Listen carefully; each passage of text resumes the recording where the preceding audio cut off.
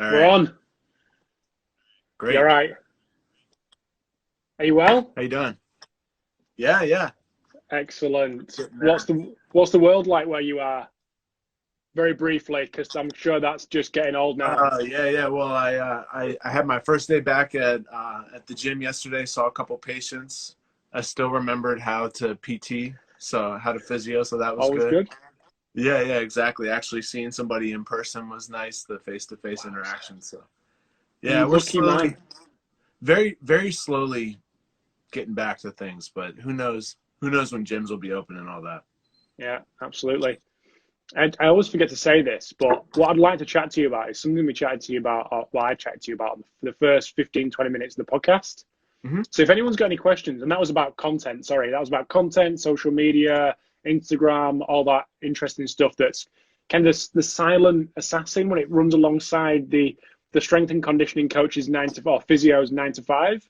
So just to dive into that. So if anyone's got questions for you, definitely for you more than me, but I'm happy to dive in if I can. Just post it in the comments so I can fire them over to you. I always forget to say that, and I do get excited when a few questions come in. It's the I best bit. know. It's the I best know. bit about it. It's the best bit about it. Well, the problem Um, with me is I always get the questions to, hey, my knee hurts on the outside right here. And I'm like, it's next time. yes, amazing, amazing. So, in terms of you before you've been able to see patients, and during the time where you were kind of at home and locked down and whatnot, what have you been doing? Lots of Oh, training, I see. uh, sorry? Lots of Bunch of training. training. Yeah, yeah, got the setup in the studio out back. I've been doing a lot of content and I'm putting together a masterclass for the Physio Network right now on principles of sports rehabilitation and the integration of periodization. Not really periodization in the strict sense, but the integration of paying attention to different physical qualities that contribute to sports rehab that's separated from regular rehab. So putting together that, and just been keeping busy with virtual stuff as well. And so, I look back and I'm like, what the hell have I been doing? But I know I've been keeping busy. So let's talk about Yeah, let's dive straight into it. Since you've mentioned it, yeah. content. Okay, so you knew you were gonna I have like you knew you were gonna have 4 or 5 weeks, 3 or 4 weeks, whatever it's been over there, where you weren't able to go out. So you thought, I'm gonna use this time and get some content out. Where did you start? What was your plan? Was there a plan? Was it just a little bit of winging it? well, Obviously, you've got the physio network stuff, so that gave it a little bit of structure. But in terms of your own stuff, what was the plan? yeah, yeah, yeah. I guess it depends on which avenue of content. I mean, it definitely helps to have a plan, Mm-hmm. and that can keep you.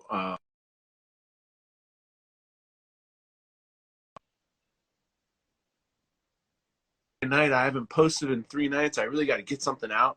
You don't ever want to be in that position. And so, yeah, one of the things that I did that helped me a lot, and this is with the company Limber. It's a wellness application that I'm working on. It's a little bit different than the strength and conditioning side of things. But one of the things I did with that was I was like, I want to put out 3 posts a week. We just started the Instagram for that. I want to put out 3 posts a week, and I started to plan 2 months worth of posts. Yeah. And and from there I started to kind of break down.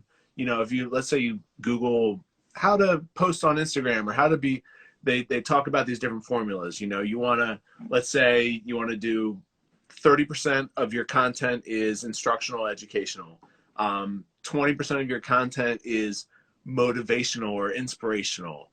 20% of your content is more personal or lifestyle. And so um, I'm never quite that calculated with the way I approach things, but I do have this kind of like this overbearing thought process where I want to split what I'm doing per day. I don't want to put out the same kind of thing every day. I don't want to put out the same type of exercise video, which is typically what I default back to. So that was one thing that I did with this new app that it really just went live in January. And so we're still just trying to kind of get it out there, get it to doctors' offices, employers, and we were putting together a content strategy for that.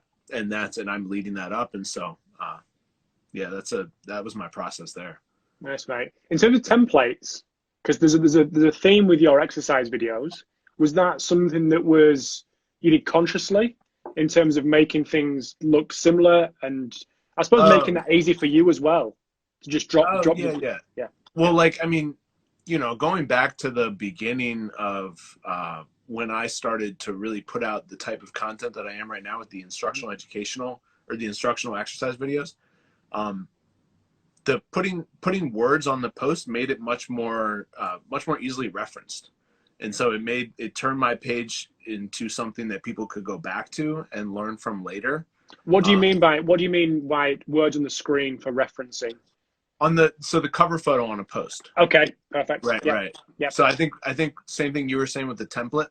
yes. Yeah, yeah, exactly. So putting together that cover photo template where you have um, some sort of picture that can help people that are more visual, some sort of quick descriptor, which oftentimes is a very reductionist style approach to something, but that's what you have to do for titles. Writers hate putting titles on their articles. It's the worst. It's the worst part of Yeah, it. And it's the same thing for Instagram. You put just shoulder rehab and it could be like anything. Like it could be it could be from 1 month to 2 years yeah. post-op. So yeah, so the putting titles on there makes it very easily referenced, and I think that was a really important part of my Instagram growth and people finding value in the page. Hmm. Do you do? I suppose there's a point where you're putting things out. You were new to Instagram. You get a little bit of traction, and how much kind of analysis were you doing to see what works? Because you've clearly got a formula. You don't get to the amount of followers and the size of audience that you get without understanding what people want and how to produce that. What was the things that were the things that you were doing at the start that just didn't work, and then you found something that did, the instructional exercise videos, and you've clearly gone boom and run with that? What's funny, Rob, is that I didn't start posting to Instagram because I was looking for something that worked. Okay. You know, I Yep. I first went on there because I wanted to connect with people in my tribe. I wanted to meet more people that were passionate about physical therapy, strength and conditioning, and lifting, and all the stuff that we like to talk about. The reason why I would listen to your podcast when I'm working out instead of like music one day. Like I wanted to meet other people that had those same kinds of thoughts and those same kinds of interests. And also I felt like I was at a point in my career where albeit I'm still learning, but quite a bit, where I felt like I had something to say. I felt like I had kind of a unique viewpoint. And for me, that's the art of combining strength and conditioning with physical therapy and sports rehab. And so I started posting just like what everybody else does, like random quotes and videos of me working out, and every now and then me kind of like fumbling in front of the camera being like, this is a serratus wall slide and the scapula goes up that way, and trying to teach and doing a few different types of posts. And then I started getting a lot of good feedback and a lot of, it's kind of a Pavlov, like I started getting that positive response. Sorry, my phone rang there. So I started getting positive response. I kept posting. You still hear me? Yeah, I can hear you, mate. Yeah, loud and clear. Okay, perfect. And it just kind of steamrolled from there, And so once I saw other people, I think Jacob Harden was the first person I saw put titles on posts, and we were one of the very first, the two of us. Once I saw him doing that, I was like, I need to learn more about video editing.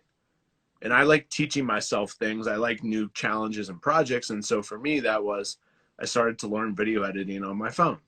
And then I started doing a little bit longer videos, and I realized, and my phone, my little iPhone 6 or whatever I was using then runs out of space. And I'm like, do I need to invest in a camera?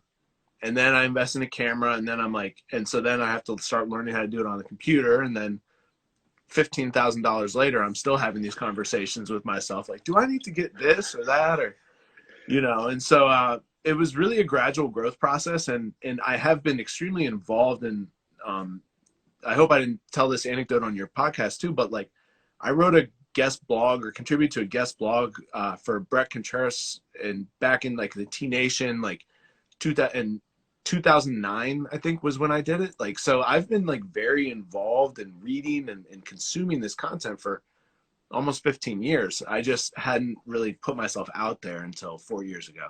And I think that's a really interesting point because we're in the world now as we weren't back in 2009, that anyone and everyone can be an expert if Right. they package it, can be perceived to be an expert if they package it correctly.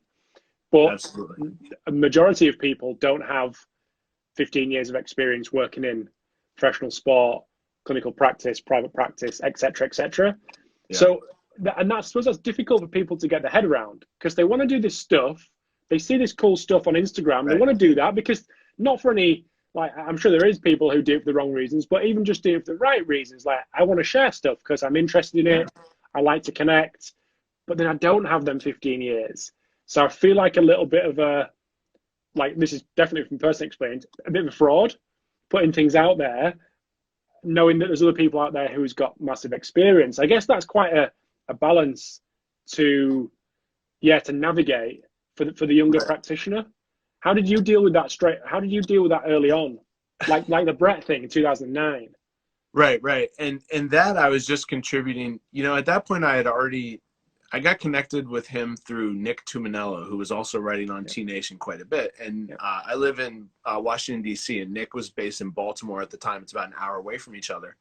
And so I went and interned with Nick once a week and just went and worked out with him, tried to keep up with him and his training partners. They were doing kind of like BJJ, inspired full body metabolic type stuff. And I was powerlifting training, so it kicked my ass. And, I'm like throwing medicine balls stiff as hell. But anyways, and so like I reached out to people and I tried to learn from them. And then I just got he said, hey, do you want to contribute to this? Don't be the kind of strength coach who X. And I just wrote my few lines.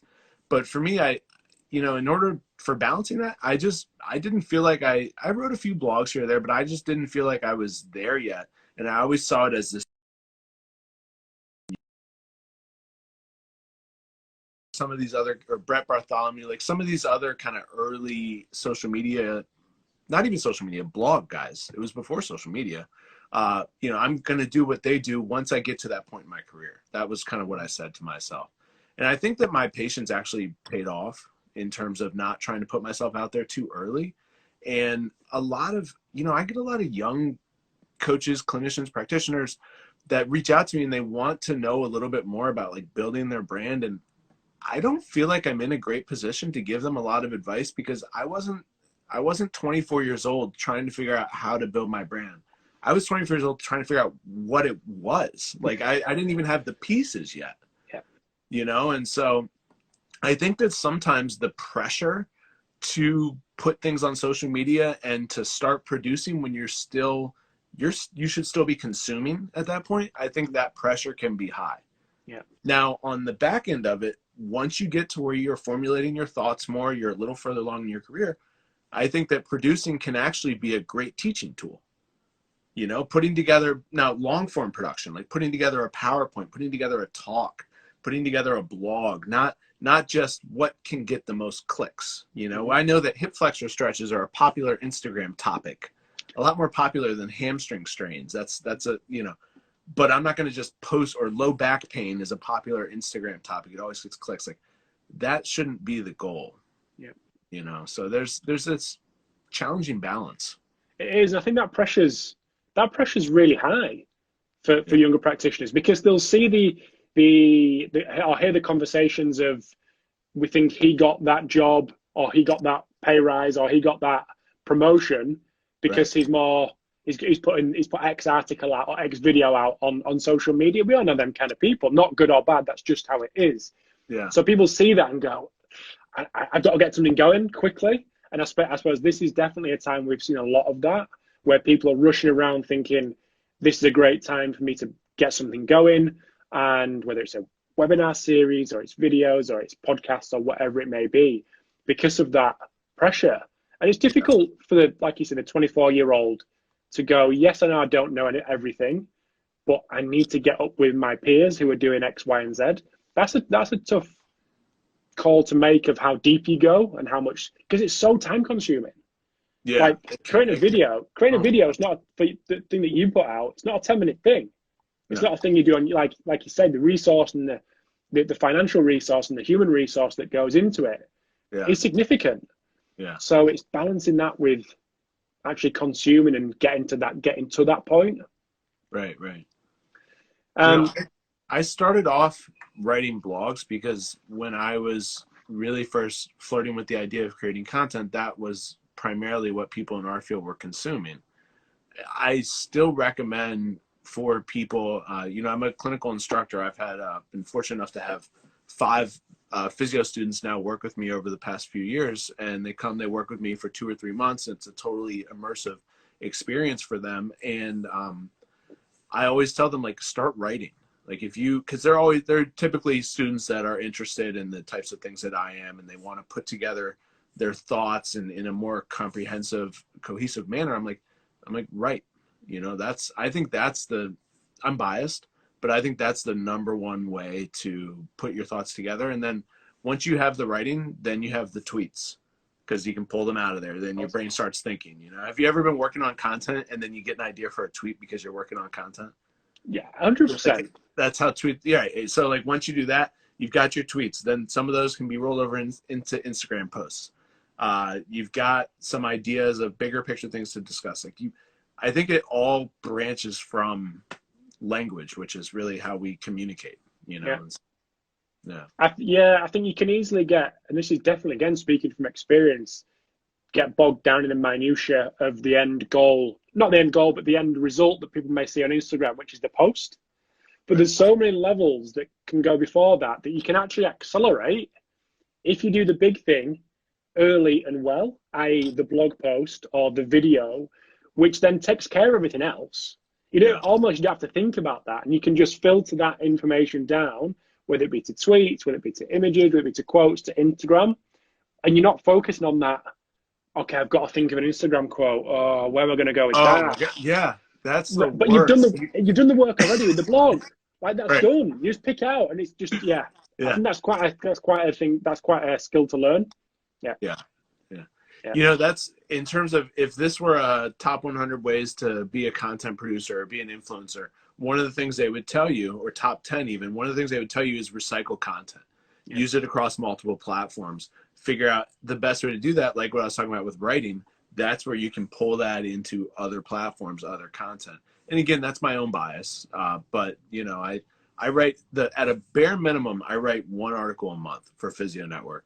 And then at a maximum, I'm writing more like 1 a week for Citizen Athletics, for Limber, for others. So despite how much video work people see me do, that's where I feel like it all comes from, is the writing. And one of the unique things that I did early on Instagram that not a lot of people were doing was I was citing research papers and writing these long captions.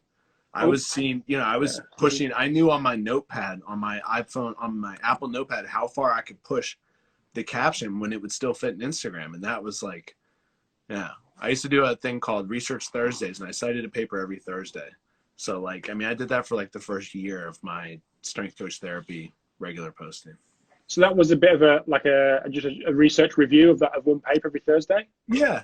Okay. Like what's the mechanism of increases in velocity with weighted ball throwing programs? Or what's the, where does a hamstring experience peak strain during the sprinting cycle? Or, like different papers that I've seen, and things that I think are worthy to share. And sometimes I can make a video about them. Yeah. So the articles you put elsewhere, Physio Network, etc., are you able to then utilize for your own stuff as well? Or is that solely their property? So for Physio Network, that's for them. Yeah. That's solely for them. But it still inspires posts that I do and tweets and other content production. And there's no problem with that. Like it's not exclusive in that, right? But I'm not going to post the article that they're releasing on my blog. Of course. I suppose it comes back to the point that you're writing the article. It may be for Physio Network, and that might all be them. But as you're going through it, you're going, boom, another idea for myself that can generate X, Y, or Z article, post, whatever. Yeah. Okay.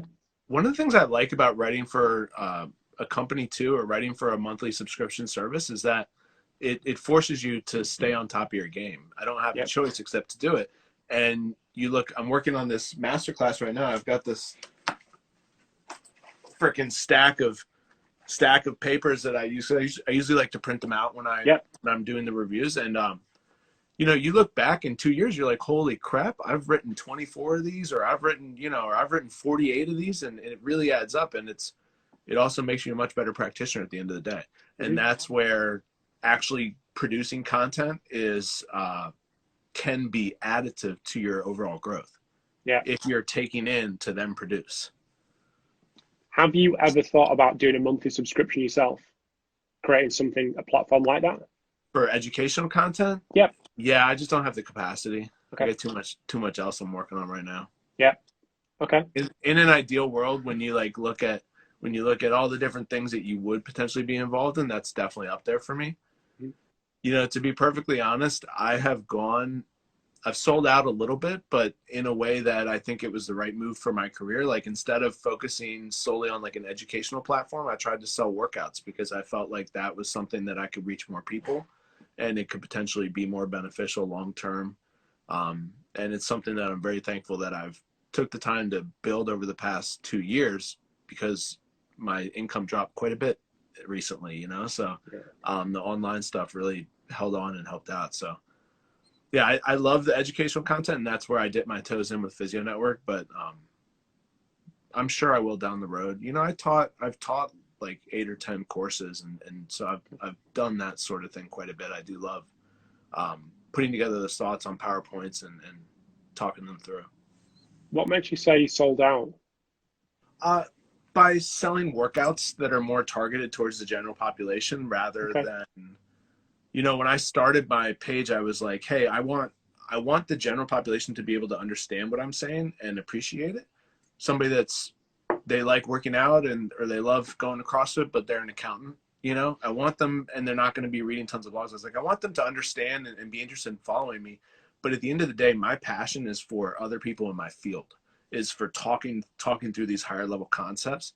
And I really tried to not dumb things down. And I still don't think I do regularly, but I've gone towards more like, you know, I use the Pavlov analogy. Once the more generic posts started to kind of get more traction, I was like, you know, I'm not going to post about isoinertial force every week.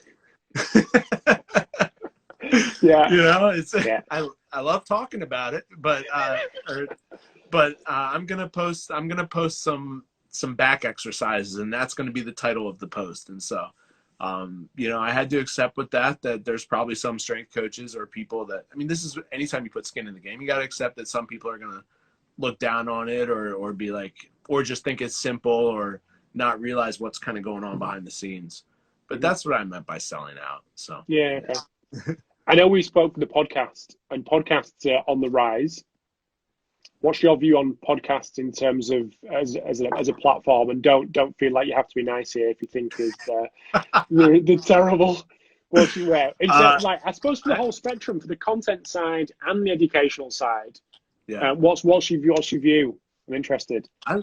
I love podcasts. I'm not a podcast junkie. I think some people listen to like 6 or 7 a week, or maybe more, like kind of like a morning radio show type thing.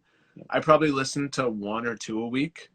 Part of that's also because I'm more in the creator mindset than I used to be. However, consuming really good content, like your conversation with Stu or something like that, I'm like, that's going to get my brain going. You know, I'm going to be thinking about a lot of other things. So I love podcasts. I think they can be done really well. I think some aren't the most engaging listen, but I typically cherry pick. You know, there's certain hosts and podcasts that I really appreciate and like, and then they tend to have certain guests that I'm oh, come on.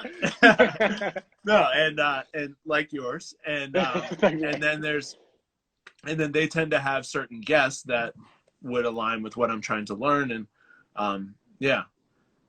the one challenge with podcasts is I think that sometimes, you know, the internet itself can be this kind of self-serving bias where you follow the people that are telling you what you want to hear because that's what you're interested in. With podcasts, you can kind of go down that route that go down that rabbit hole even more because it's an hour of one person. And so you're not exposed to new people as often. And so like, as much as I respect and love what Stu McMillan was saying, a lot of that was information. He's a guy I've followed for like a decade. Like a lot of it was information that I'm familiar with, you know, the kind of his the rapid eccentric braking and some of those ideas that he has, like I'm familiar with them. And so it's while it's very helpful to have all that reinforced, I think that one of the things that a lot of people should strive to do on the internet, and maybe through podcasts, this is something I could be better at, is introducing myself to new people. Yeah, I think that's probably one thing that I've struggled with. And I guess it's like anything, it's probably back to the Instagram stuff. Like I could put, like Stu, for example, Stu could go on a podcast and talk about laptops and computers. Yeah. Anything. And people would go, wow, Macmillan's talking about this is great. And that's fantastic. And he could actually speak about anything just because people like him, people respect him, and he could talk about anything that get downloads, like fact. But then you've got them kind of guys who you know will get an audience and get traction. Then it's mixing that with the guys that people don't know so much about, but are doing really good work. But you know for a fact they're not a name. So they won't get the download. So it's difficult and a balancing act again to just cater for everyone's needs, the host, the sponsors, everything that goes with that. And I suppose that's the point I'm coming to is that's why I suppose you get groups of people who are really popular on podcasts and just go round because they are them kind of people. And I suppose it does sometimes foster that echo chamber, which is quite difficult to get out of because people are searching for 100 Stu McMillans because they're going to talk about some good stuff and going to generate an audience. Yeah. At the same rate, podcasts also, so let's say you're somebody that people will go to for podcasts. I would listen to a podcast that you did with somebody that I didn't know if I saw the content or the topic was applicable to, and I'm pretty sure 99% of the time it would be, so that's where podcasts can also expose you to other new people. Like I listened to a one recently with Amy Arundale. She's a physio with I think the New York Knicks, and she's done a ton of ACL research, but no, it's not the Knicks. I can't remember. But anyways, case in point, she's not an influencer or an online person, but she's done incredible things with her career. And she had a ton of really good insight into ACL rehab, into physio, sports rehab in general. And the reason I listened to her was because she was on the E3 Rehab podcast, which is one that I listened to. And so it was like, so that's at the same time, podcasts can also give you the opportunity if you treat them that way. So that's where, in terms of what I think about podcasts, I guess concluding, I think they're a great opportunity to be exposed to other people. You just got to do it. You got to commit to it. Like, hey, I'm going to listen to this 45 minutes, then get to know this new person instead of only listening to, the same 4 strength coaches that you've already heard on 17 podcasts. Of course. Yeah, I suppose if you trust that host, you trust the podcast itself, you trust they've been around for a while and they keep producing it, it's a bit of a filter within itself to go, this person's on here, therefore it's probably going to be all right. It's a topic I enjoy or want to learn more about. I trust it. So you give it a go. Yeah. That's good. Yeah. I think also, and this isn't quite the same token, but I think also as content creators, we have an obligation to tell the whole story and not just the story everybody wants to hear. And that's where sometimes making those posts or writing those things that aren't going to get as many likes, aren't going to make people feel as warm and fuzzy inside, but they're going to resonate and they're going to hit a specific audience, and they're also going to tell the whole story. You can do that with guests too. You can do that with people who aren't going to be as popular, but they might be a really important component to telling the story that you want to tell on your podcast. Again, a really interesting balance to get because of I suppose the mindset of always chasing the reads or the downloads or the listens or whatever, and going, okay, let's park that for a second. This guy's gonna be really important for the wider picture, for another piece of the puzzle although it might not get the downloads, it has to go in because it fills that gap. Yeah. Yeah. Which I think is quite, like I say, counterintuitive to I suppose the world we live in where likes, listens, downloads generated. Yeah. Well, like in terms of just thinking about, one little snapshot, like when I decide to follow new physios on Instagram, if their pages look exactly, if all they have on there is like an anatomy picture and an exercise, and it's just like glute exercises, shoulder exercises, I'm like, nah, I don't really need to add. For the most part, I probably don't need to add this person to my daily reading, whereas if somebody has, but those are going to get more clicks and those are going to absolutely get more likes. Whereas if somebody has some posts where like, I threw up recently top 5 logical fallacies. I knew that wasn't going to get nearly as many likes as my shoulders post using like a heavy, a duffel bag and a bed sheet. But I like learning and read about that stuff. So if I see that on somebody else's page, just because their post that they were talking about their thought processes didn't get as many likes, it still makes me as a thinker more interested in their overall content and their thought process with exercise, because I know what's going on behind the picture. Of course. So yeah, and that's been an evolution and a growth process for me. And I would be lying if I didn't say that at times I've been more focused on like trying to get clicks and likes. That's part of the game too. And it's part of creating an audience. And if you don't build the audience, then what you're saying doesn't have as much effect. Mm-hmm. So it's like you build the audience, then you tell them the other stuff that's like they're not going to like as much. Then you build the audience, and it's like this push and pull. Yeah. So at what point was it conscious to you that, okay, I'm gonna do this because I've got to have integrity, yes, but I actually do physically want to build this audience. Like at the start, you're just putting stuff out because you're interested, you're reading, you're throwing stuff out there, seeing what sticks, just seeing what resonates with people. But at what point did you go, okay, I'm getting a little bit of traction here. Now I'm going to try to build this? It was early because I had no business having 1,000 followers when I had 1,000 followers, because, for months I had like 200, 300. And then like it got shared. I got shared a couple times by bigger accounts, and but it was pretty early in the process, because once you get a couple thousand followers, you're like, oh, the people are, people that I don't know are engaging with me and they're interested in what I'm saying and they're asking me questions. And so, it was pretty early, because it's a very, very kind of like the coronavirus and exponent and anything logarithmic. It is a very, very slow build at the beginning, and then it goes fast. Yeah. Was there a tipping point for you? In terms of I was engaging in, it's like, I don't know, I got 10,000 followers, then it just kind of boomed. I put one post out and it boomed. So, Max Marzo, his account's Strong by Science. Yeah. So Max gets a lot of credit for where I am with strength coach therapy, because Max started the research Thursdays, because at the time when we first started out, this was right when Instagram changed from 10-second to 60-second videos. And then about a year into my posting was when they started doing the carousels where you could do multiple swipe through. And both of those made posts much more engaging and increased interaction on Instagram.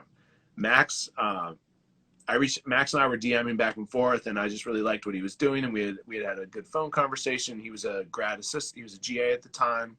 This was before he worked with Corey Schlesinger at Stanford. And so he was in Iowa.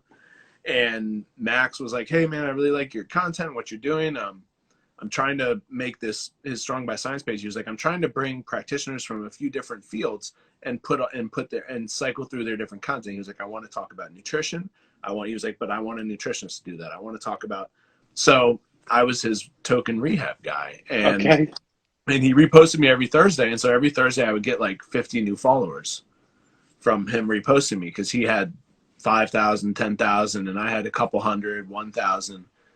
And I remember one person asked us if we were the same person, or if they thought we were the same person, because we were reposting each other a lot. But it was like we were just two people early on that were really hammering the content. And so I think the inflection point for me when I realized this is something that's like real is probably like 5,000 followers, I guess, you know? Yeah.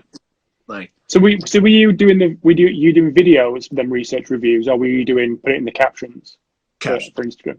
Okay. Caption. Yeah. So you're putting a simple image up and then just writing it like a blog post in the captions. Yep. Yep. Okay. Yeah, and that was another kind of in hindsight, I think it was a unique thing that I did where the caption would kind of be a standalone piece of content. Yes. Like I could talk about a hamstring paper, and then at the bottom would be like, here's 3 hamstring exercises you could use to take advantage of the, discussion of supramaximal eccentric contractions that was in this paper or whatever. And I'll like show, a drop catch on a glute ham raise, a single leg deadlift drop catch, and whatever. So I would try to translate the research into practice. Yeah, okay. I suppose that's where Instagram's developed, rather than just a caption being, I don't know, me doing a squat, to just like a full blog post. Right. And you, like you say, using that as a standalone content. Do you still do that a lot? Not a lot, but yeah. Okay. Yeah. Yeah. I should. If I were as good with planning my stuff out these days, I would definitely have that as like one out of, like we talked about those ratios at the beginning, I would have that as like 1 out of every 8 posts, Yeah. So in terms of what you do, I know we talk about the ratios, but I like that. Ben Stokes, I'll take that. English cricketer. He's better looking than me, so I'll take that. In terms of the ratios for your stuff personally, how do you split them up? So the ratios of content, do you have that, or you move beyond that? I haven't done that in a long time. Okay. I haven't planned out my posts in a long time. Yeah, when I like with COVID and my push to put out a lot of home exercise content, I just like I mean, I wasn't really well organized before that to begin with, but I was like, I just want to get out as many videos regarding exercise and then a few educational things regarding the difference between high intensity training and strength training and what I'm trying to help people, how I'm trying to help them structure their training in a way that's not just bouncing around the house. Yeah. One thing that I'd like to put to you, and this was based off a Simply Faster article that came out, I think, early in the week, Bob Alejo. And I didn't read the article, so bear with me. But the title, I think, was something like, actually, I wrote it down over here. How can coaches debate and win on social media? And I was like, I'm not sure about that. I don't use Twitter or Instagram to debate anyone, and win. Wowzer, is that really where we're at? That it's all about getting that feels like, again, didn't read the article, so apologies if there's more context in there, which I'm sure there will be. But I don't go on there to win a debate. Wowzer, that's not really why I use it, and I suppose why a lot of other people use it. But I've gone to a, especially on Twitter. I think things get misconstrued a lot of the time when you're going back and forth with people. And I suppose I'm just asking your opinion on how you interact with people and how hard you find it in actually getting context around what you're trying to say and being clear on what you're trying to say without, like you say, getting into a debate and wanting to win. You know what I mean? Yeah, absolutely. I think the first key here is the way that you construct your sentences and you use your language. And I try to write from a background of research and basically what that means is I'm not 100% certain about anything. There's almost always some room for change, room for manipulation. If I tell you, the conversation we had on your podcast, if I tell you valgus is more normal than you realize, and then you tell me, oh, but it's still bad, I'll say, well, there is some truth to that. We don't always want it. And so I try to leave room for, in terms of protecting myself from the trolls, I try to leave room for uncertainty in my language. And then in terms of responding, you know, it's never, if somebody's just a jerk, there's never any reason to engage them. My move is usually a sarcastic comment, like, "You seem like a fun guy," or somebody like, yeah. Yeah. On one of my home exercise posts, somebody wrote something to the effect of like, "These are so stupid," and I was just like responding, "You seem like a fun guy." Yeah. But when, in terms of more kind of discrete scientific discussions where people do get upset or feel challenged, let's say I question the effectiveness of manual therapy for many treatments, and you know, how significant that is to the actual recovery timeline, or I question the efficacy of static stretching for longer than a minute. And people say, "Oh, well, yoga helped fix my back," and they get upset about it. It's part of their identity at this point. They have an emotional attachment to it. I never take them on. I try to just say, "Hey, look, I'm sorry, you know, and remind them, you know, I'm trying to make a point here, and so I have to kind of come down on one side or the other, but I understand there's two sides to every story." I think that as a practitioner, you get a lot of experience with that too, because a large part of what I do as a physio is belief and behavioral change for people that are experiencing like long-term pain and that sort of thing. And even for athletes that are like superstitious, or they got something one way here and now it's different, or they were told, you know, never let your knees go past your toes. I mean, that's kind of a dated one at this point, but you know, we're always trying to, as practitioners, help people be less dogmatic and more middle of the road, so to speak. And that's, it's all about crafting your language in a way that leaves things open to interpretation too. Mm-hmm. Why Instagram? Why did you navigate towards there rather than Facebook, Twitter? I know you've obviously got a Twitter account, but I suppose majority of your content goes through Instagram. Why was that? Yeah, I probably throw out like a tweet a week, something like that. Okay. So for years, so from about 2000, whenever Twitter first came out, all the way up until like 2015, that was my primary method of consuming content. Yeah. And then Instagram, to me, Facebook felt too involved, and Facebook by that point had already started shifting towards more of like a family connection place, and a place where people are sharing other people's content instead of producing their own. You know, you roll down your Facebook feed and it's like your aunt's sharing some other thing that she found, and it's like, you know, so Facebook didn't feel right. Instagram, to me, it felt fast. It felt like Twitter, but with videos. And for me, I'm such a, you know, a lot of people in our field like to exercise. I am a exercise junkie. I am a gym rat. I've been one my whole life. I've probably never gone a week with less than 3 training days since I can't even remember. You know, I was safety bar squatting 2 days after my labrum surgery on my shoulder. So for me, like, exercise and being able to express myself through video and teach that way and demonstrate was such a gift. And that's why I chose Instagram, because it was fast and I could still do videos. Mm-hmm.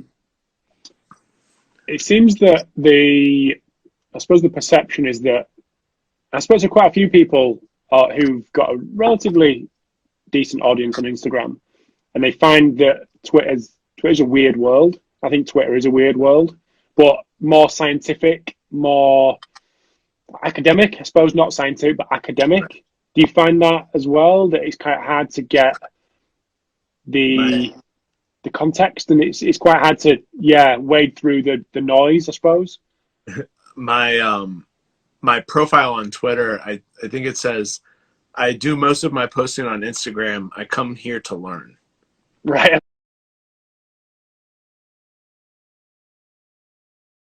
Okay. So yeah, absolutely. You know, I think that like Twitter's the place where I get linked out to research papers. Twitter's the place that I get linked out more often to blogs. You know, this is almost like a social discussion of what Instagram does. They keep you in the loop.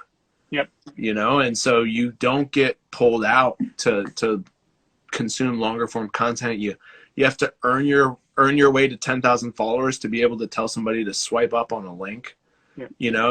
It's Instagram is made to keep people in the loop, and that's where that self-serving bias and that extreme popularity happens. And it's not always good for a lot of different aspects of society, our field included, where it becomes an echo chamber.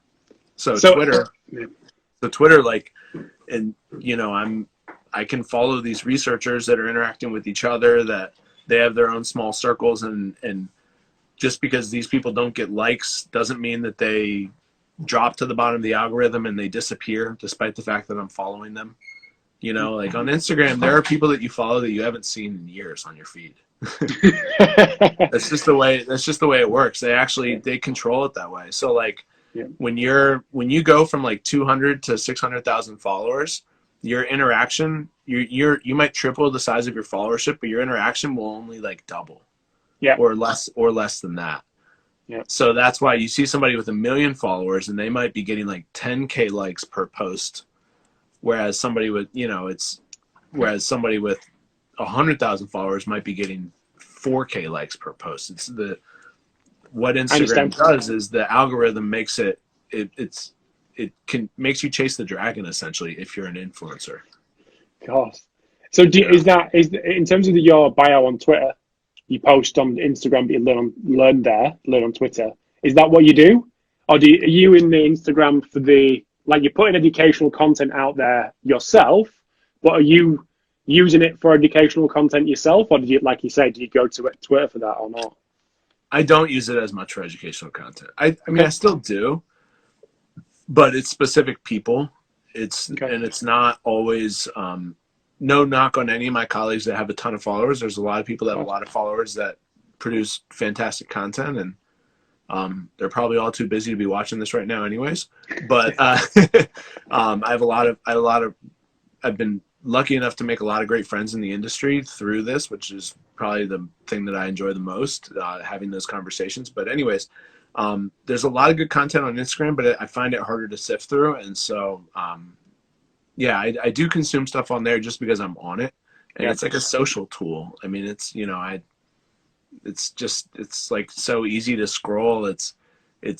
They figured something out, man. They made it's like linked to your brain. Yeah. But yeah, I don't find as much learning value, I would say, compared to like time spent on Twitter. I might go there and immediately.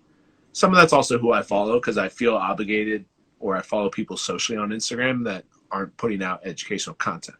Whereas Twitter, I'm only following the things that the educational stuff I want to see. That's it. Okay. Following like 110 people instead of like a couple hundred, so whatever it is. Before I forget, so I'm wanting to make these Instagram lives. Like, I've got the podcast. And this is not a therapy session or a social media advice, because you'll be paying me for that if it is. I'm interested to get your thoughts. Make like the podcast is like the X's and O's, talking about the industry and the experience and the knowledge that people have. But making the Instagram Q&As, Instagram lives, almost like running parallel with all this stuff that's not really spoken about, in terms of, it is spoken about on a wider level, but maybe not specifically to our industry, about how people build audiences, etc. What would be an interest to you on that, I suppose, unspoken stuff that is talked about in marketing circles or sales circles or whatever it may be, but not necessarily translated to our context? Would there be anything that would be interesting to you that isn't the X's and O's that could be presented in an Instagram live that would be of actual value, do you think? Like I spoke to someone about, I spoke to Keir about like side hustles, spoke to people about self-employment, about the transition from pro sport to the private setting, all that kind of stuff. Maybe not something to answer now, but it'd be interesting to get your thoughts on that if you will think.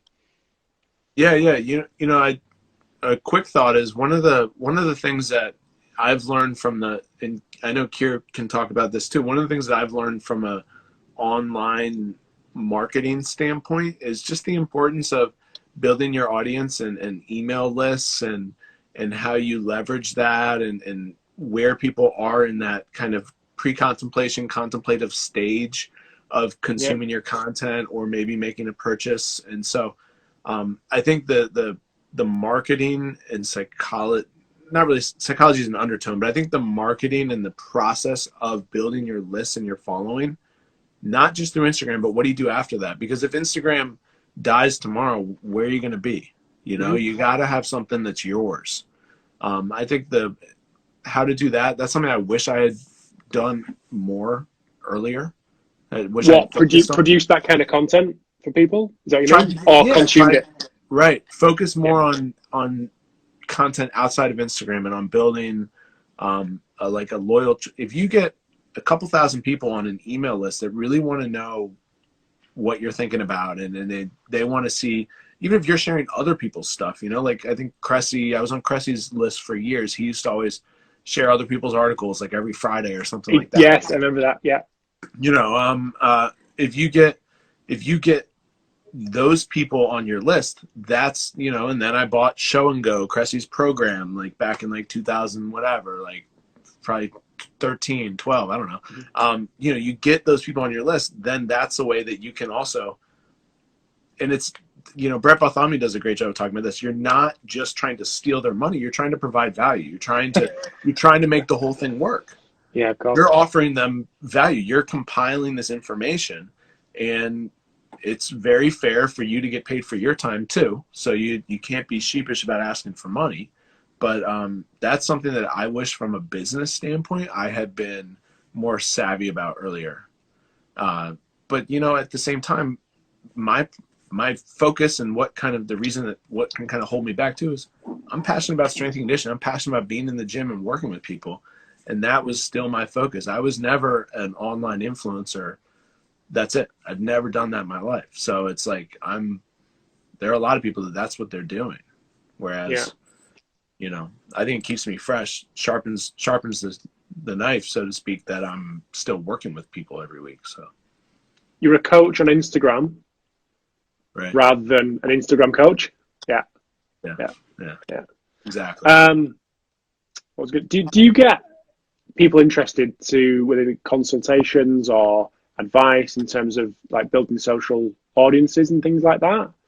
Do people come to you for that kind of thing or not? Well, for free advice, yeah.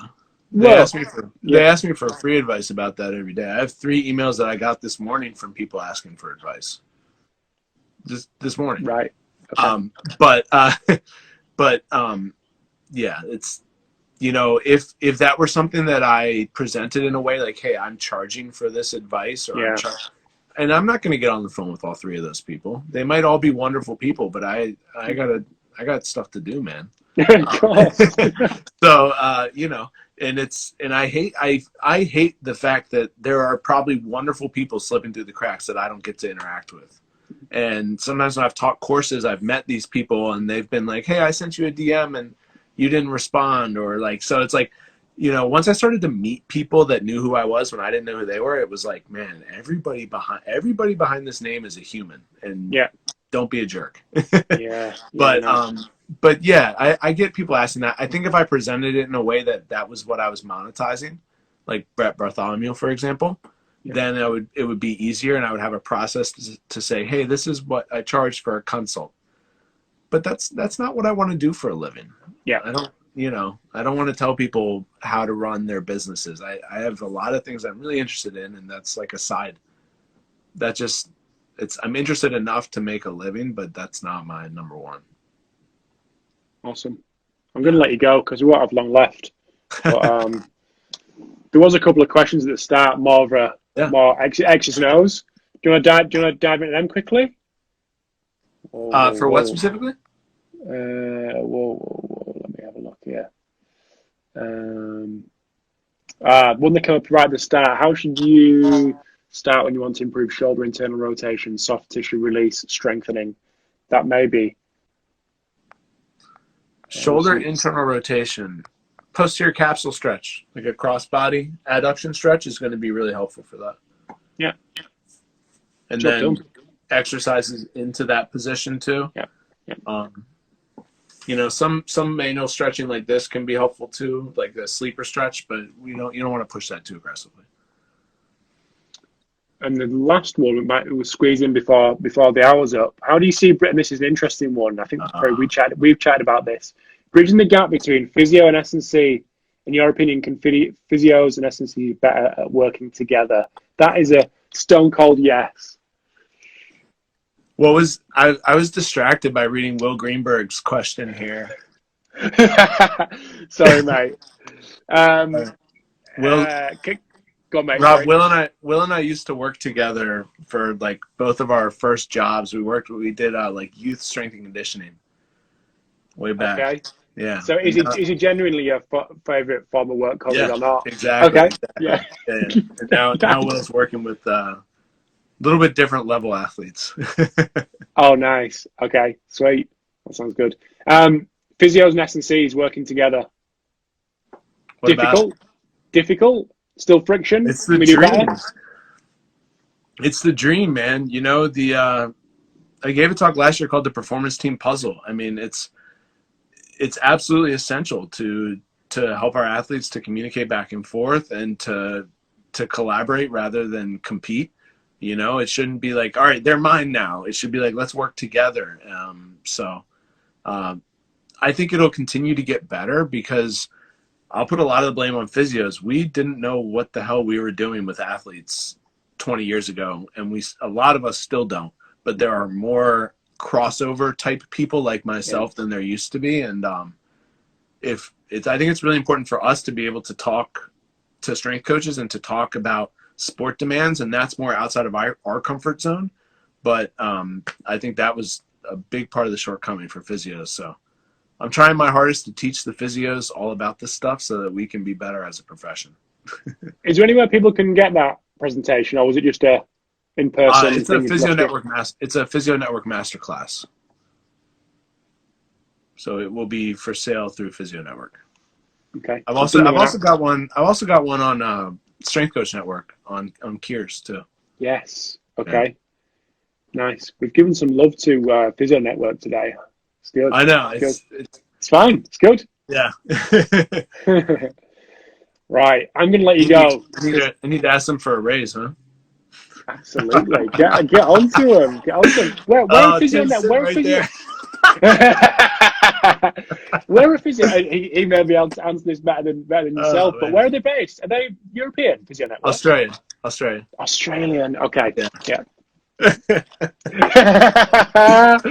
He's loving it. Absolutely loving it. Right, mate. I'm going to let you go. He can. All right. Hey, Rob, this was great, man. Thanks for having me on.